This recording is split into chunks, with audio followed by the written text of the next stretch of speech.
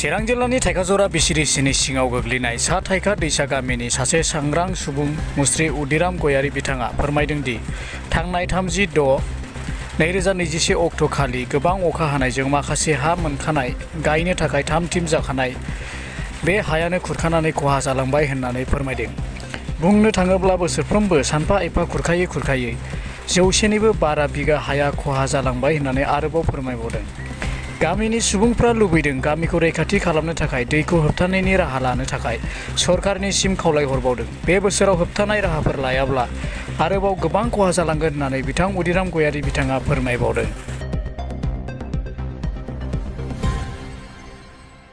गामिया जोंना नथाइखा दैसा होनना बुङो।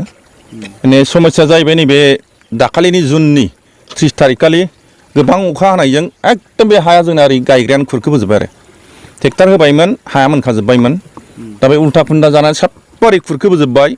बेराफारनै बोरै खना खनाजों बेंनाय बायदि खुरजोब्बाय। मथा मथि बोसोरफ्रामबो खुरो जों गामिनि हाखौ।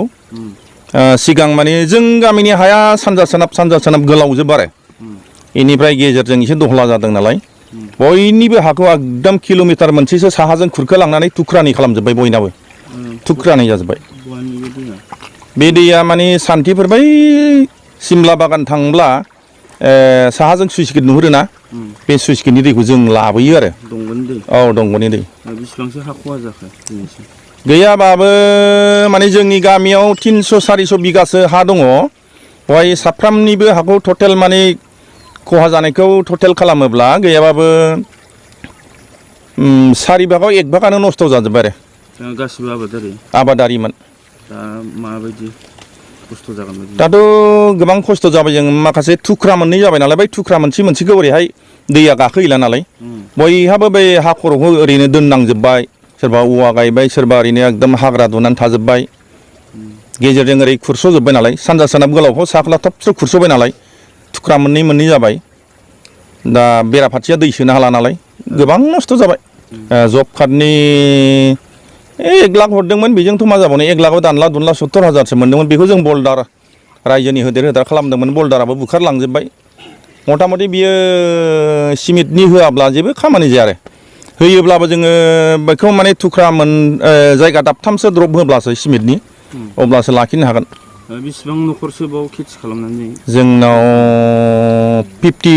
52टा दं गामि न'खर आरोखि। बयनाबो हाया थांबाय? बयनोबो हाया थांबाय। बेसेबांसो थांदों? मथा मथि गेजेरजों बिराद गोथौ जाम्फै बायदि जालांबाय नालाय उल्था खुन्दाया साहाजों। दा बिनि ओरैहाय सानजा रोब्बैनि बिजौआथ' गायजाला नालाय मथा मथि 4 भागाव 1 भागा जोंनि गामिनि हाया गैला आरो 400 बिगायाव 100 बिगायानो गायजाला। आच्चा ओरैनोथ' जोङो सरकारा बेफोरखौ नायसनना होयोब्ला जों हा गोदान नागिरनाङा जायो। दा बेफोरखौ जुदि सरकारा नायसननानै एसे प्रटेकसन होनानै हाखौ फुंखांहोयोब्ला जों बे जायगायावनो एकदम जुगामि रायजो जानो हायो। दा जाहाथे जों 17 बोसोर BPF जों फोरानजाबोखाबाय।